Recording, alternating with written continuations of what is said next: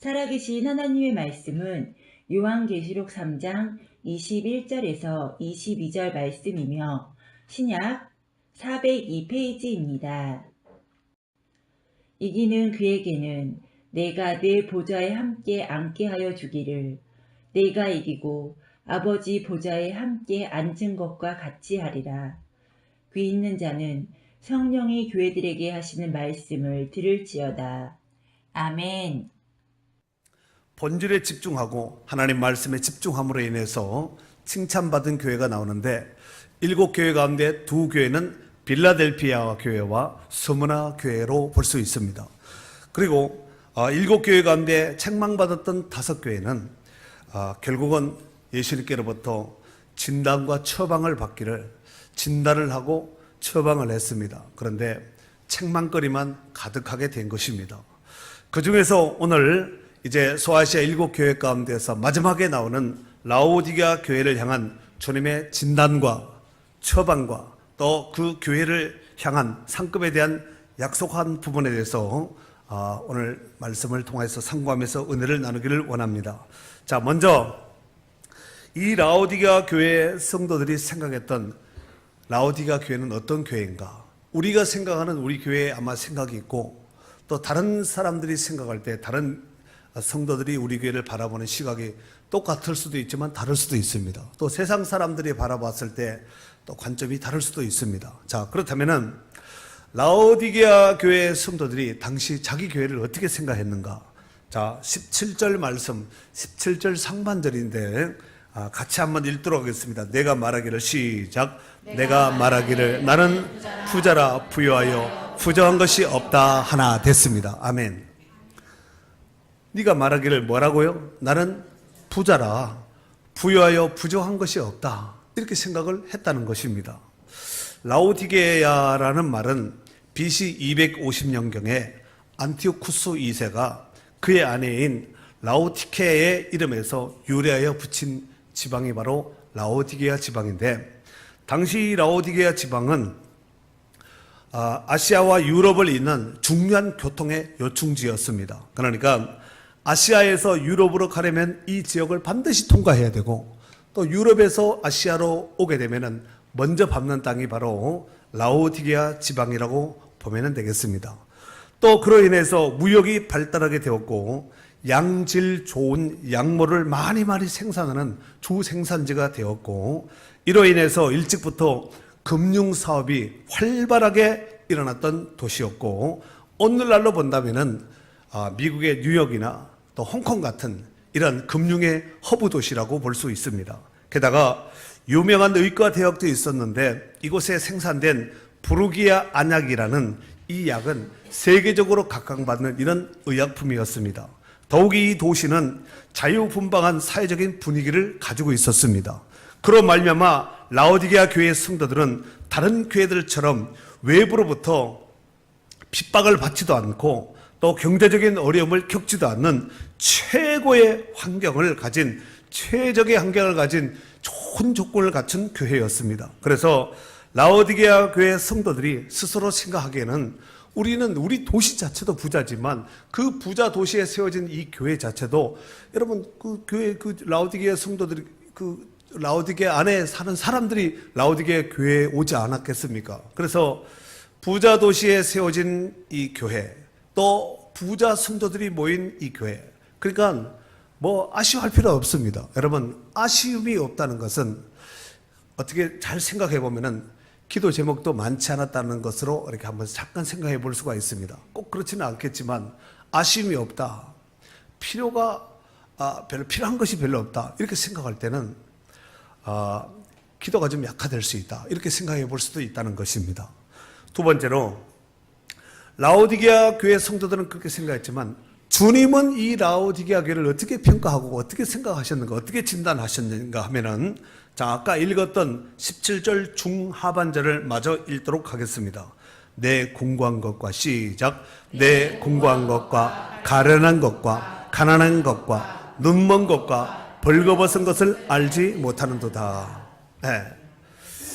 이것이 라오디게아 교회의 주님이 바라본 실상의 모습입니다. 그러니까 라오디게아 교회 성도들이 생각하는 자기 교회와 주님이 생각하는 라오디게아 교회에 대한 생각이 서로 다르다는 것을 알 수 있습니다.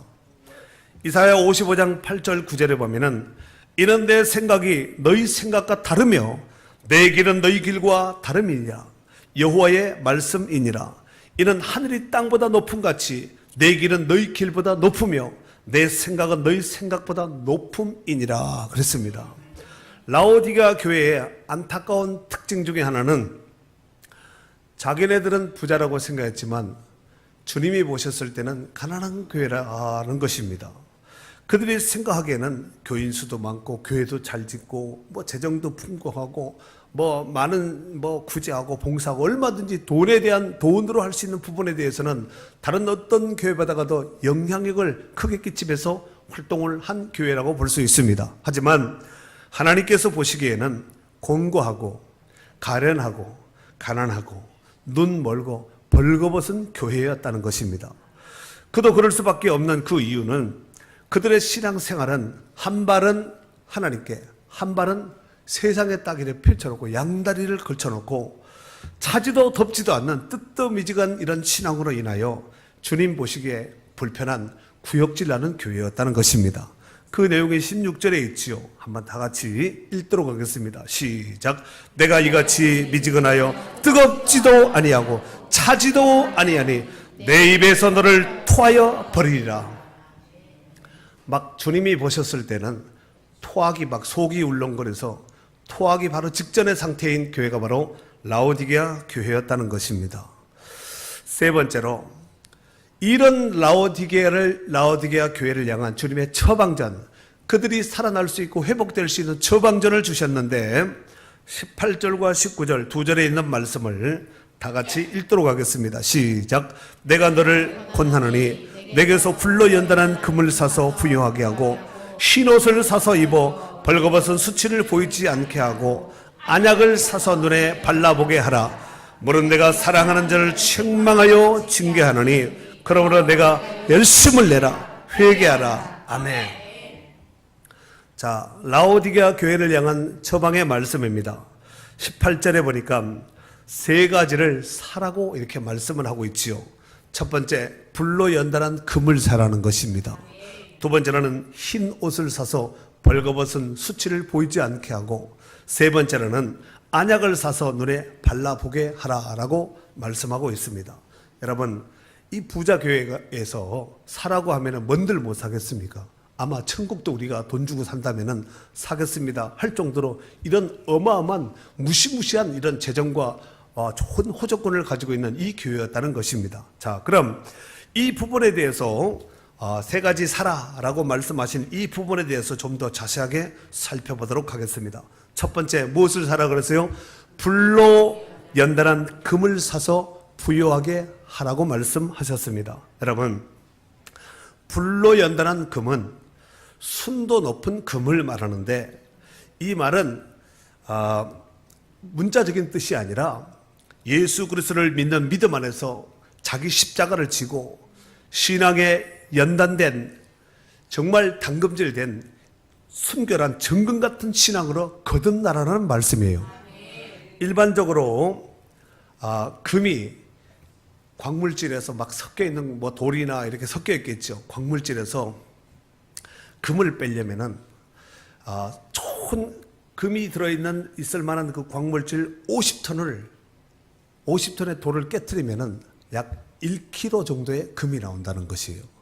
그런데 이 섞여져 있는 이 광물질에서 금을 축출하려면은 1000도가 되는 이 불같은 용광로에다가 14번을 담금질하면은 14K가 되고, 1000도가 되는 용광로에 18번을 불에다 담금질하면은 18K가 되고, 1000도가 되는 이 용광로에 24번을 담금질을 하면은 24K가 된다는 것입니다. 여러분, 24K를 가지고 다른 말로 뭐라고 부르지요? 순금이라고 그럽니다. 그런데 24K를 자세히 보면은 24K 뒤에 보면은 99.9%라고 적혀 있습니다. 그게 뭐예요? 여전히 0.01%는 불순물이 끼어 있다는 얘기가 아니겠습니까? 여러분, 불의 강도와 단검질의 정도가 금의 순도를 평가하는 기준이 됩니다. 이와 같이 신앙생활도 마찬가지입니다. 불같은 시련과 고난을 통과한 성도는 정금 같은 성도가 되는 것입니다. 하지만 시련도 고난도 없이 편안하고 편안에 안주한 이런 성도들은 불같은 시련과 고난이 올 때는 마치 모래 위에 집은 성도같이 곧 그 집이 쓰러지고 넘어지고 만다는 것입니다. 그래서 로마서 5장 3절 4절에 보니까 이는 환난은 인내를, 인내는 연단은 소망을 이뤄낸 줄 알미라 그랬습니다. 결국은 환난과 그렇죠, 인내, 연단이 결국은 이와 같이 소망을 이뤄내는 불같은 소망을 이뤄내게 하시는 줄로 믿습니다.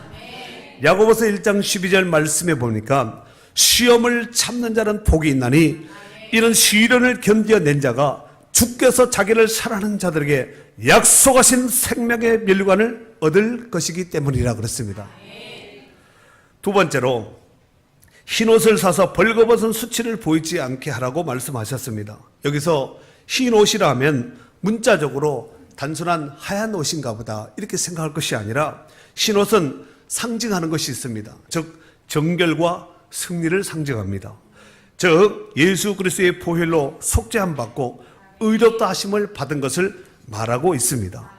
안타깝게도 이 라오디게아 교회 성도들은 양질 좋은 양모의 옷을 몸에 걸치고 다녔으나 영적으로 볼 때는 벌거벗은 수치 곧 죄의 더러움에 그대로 노출된 상태였다는 것입니다. 즉 육신의 옷은 제대로 잘 갖춰 입었지만 영적으로 볼 때는 벌거벗은 상태였다는 것입니다. 사랑하는 성도 여러분, 구원받은 성도들이라 하면은 반드시 입어야 될 옷이 있는데 바로 이 거룩한 의의 옷인 줄로 믿습니다. 이 옷은 바로 예수 그리스도로 말미암은 거룩한 세마포 옷이요, 이 세마포 옷은 그리스도인다운 옳은 행실을 말한다고 성경에서는 말씀하고 있습니다. 요한계시록 19장 3절 8절 말씀해 보니까 그에게 빛나고 깨끗한 세마포 옷을 입도록 허락하셨으니 이 세마포 옷은 성도들의 옳은 행실이로다 그랬습니다. 그러니까 라오디게아 교회 성도들은 겉모습은 성도의 모습을 갖췄지만 세상 속에서는 그리스도인다운 모습이 없었다는 것입니다. 이 말씀은 우리도 귀담아 들어야 될 말씀이라고 생각합니다. 세 번째로 무엇을 사라 그랬냐면은 안약을 사서 눈에 발라서 보게 하라라고 말씀하고 있습니다. 이 라오디게아 지역은 일찍부터 발달한 그 학문이 바로 의학입니다.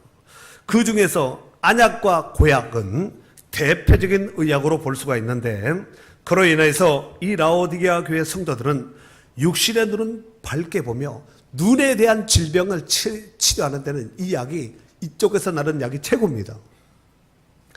문제는 육신의 눈은 밝게 보며 살았지만 영적인 눈은 감겼고 신령한 눈은 뜨지 못한 자들이었다는 것입니다. 그래서 성령의 충만함을 받아서 영적인 눈, 신령한 눈이 띄어지기를 원하였습니다.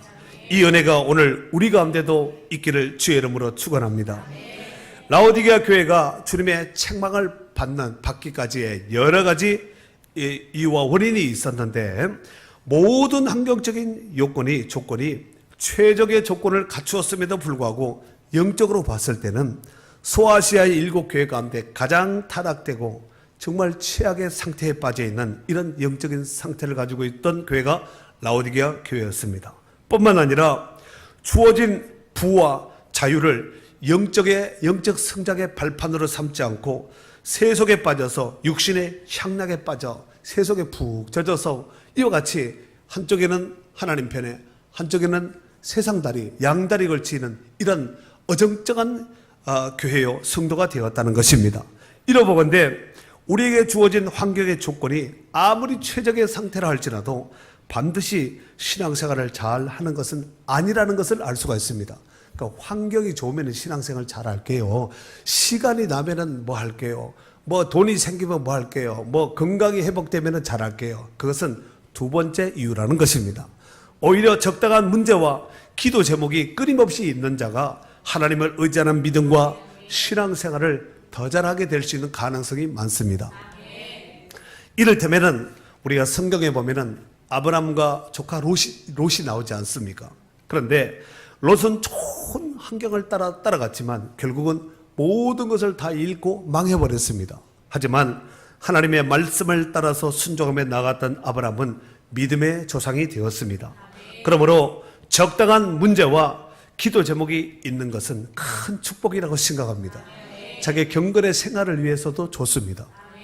요한일서 2장 15절 16절에 보니까 이 세상이나 세상에 있는 것들을 사랑하지 말라. 누구든지 세상을 사랑하면 아버지의 사랑이 그 안에 있지 아니하니 이는 세상에 있는 모든 것이 육신의 정욕과 안목의 정욕과 이생의 자랑이니 다 아버지께로부터 온 것이 아니요 세상으로부터 온 것이니라 그랬습니다. 마지막 네 번째로 라오디게아 교회에게 주신 주님의 약속의 말씀입니다. 먼저 19절에 보니까 물은 내가 사랑하는 자를 책망하여 징계하느니 그러므로 내가 열심을 내라 회개하라 했고 21절 말씀에 보면은 이기는 그에게는 내가 내 보좌에 함께 앉게 하여 주기를 내가 이기고 아버지 보좌에 함께 앉는 것과 같이 하리라 그랬습니다. 먼저 19절에 보니까 내가 열심을 내라 회개하라 한 것을 보아서 이 라오디게아 교회는 열심을 내지 않았다는 것을 알 수가 있습니다. 아니 어쩌면은 어정쩡한 신앙으로 인하여서 열심을 잃어버렸습니다. 여러분 어정쩡한 거 있죠.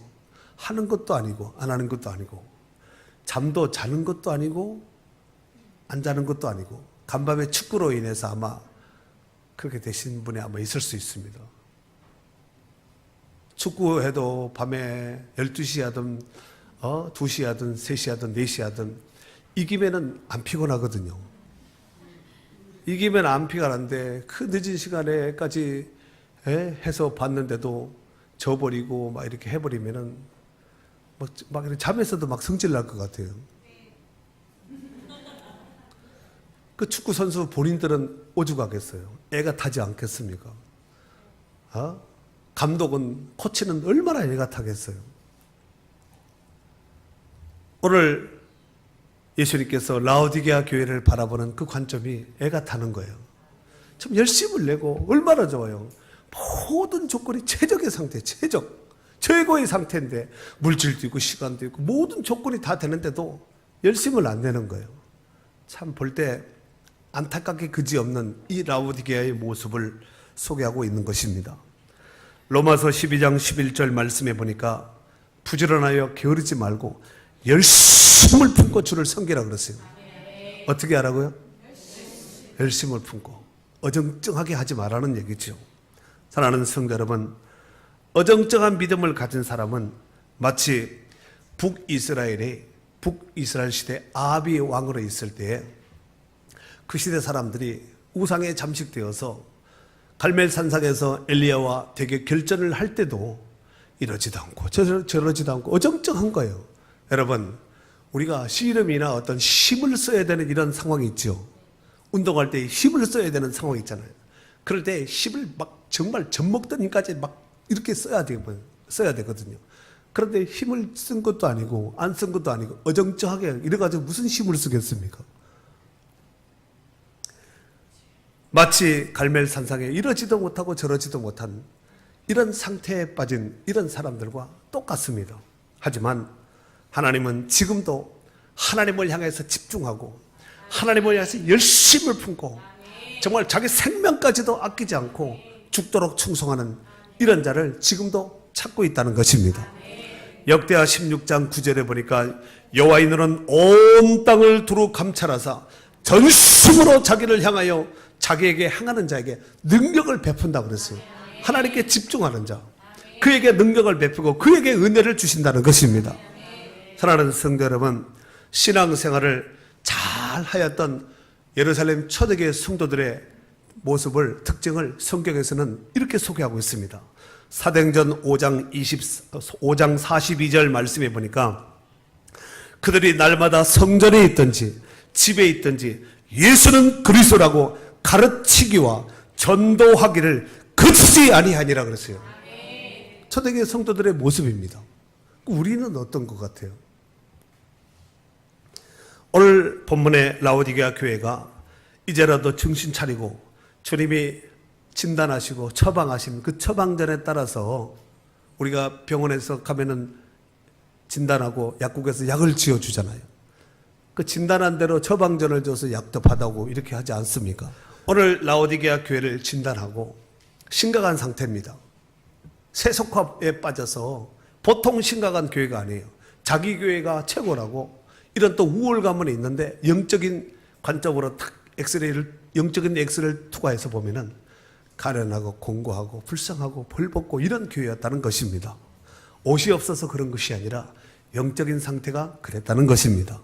자, 그래서 오늘 예수님께서 라오디게아 교회에게 진단을 하시고 처방전을 주셨는데 이 처방전대로 너희들이 순종하고 그대로 따르면은 이제라도 너희들에게 약속한 상급을 주겠다고 말씀하셨습니다.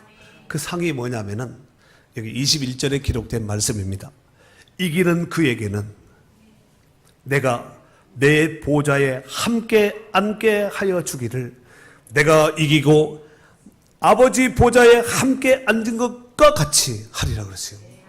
하늘 보좌에 앉게 하는 이런 영광을 영예를 주리라고 말씀하셨습니다. 사랑하는 성도 여러분, 우리가 신앙생활을 함에 있어서 정말 주님이 기뻐하는 성도가 되어야 될 줄로 믿습니다. 그러기 위해서는 이겨야 돼요. 오늘 21절에 뭐 하는 자에게는? 이기는 자에게는. 이기려면 어떻게 될 것인가? 어정쩡해서는 안 됩니다. 막 죽어라고 해야 되는 거예요. 그래도 될까 말까요? 여러분, 전쟁에 2등이 있습니까? 전쟁에서 우리 준우승했어요. 2등은 곧 패망입니다. 신앙생활에도 2등은 없다 하는 마음으로 하나님의 전신갑주를 입고 전쟁에 임하는 군사같이 용사같이 이렇게 신앙생활 하셔야 됩니다. 그래서 성경에 보면은 군인들, 용사들, 전쟁 용어들이 그렇게 많은 거예요. 여행 가듯이 이렇게 하지 말라는 것입니다. 특별히 오늘과 같이 기념이 되는 의미 있는 이런 날에는 우리 교회가 어떤 교회인지 또 우리 교회가 무엇에 집중해야 될 것인지 이것을 고민하셔야 됩니다. 이 고민이 저 혼자만 고민이 아니라 여러분들이 고민해서 함께 기도하면서 함께 우리가 뚫고 나가야 될 과제라고 생각됩니다. 그리고 꼬리를 붙잡으면 안 되고 머리를 붙잡고 본질을 붙잡고 거기에 집중을 하고 거기에다 올인해야 됩니다. 아멘. 그래서 주님 다시 오시는 그날을 바라보며 끝까지 승리하시는 축복된 성도들이 되시기를 주의 이름으로 축원합니다.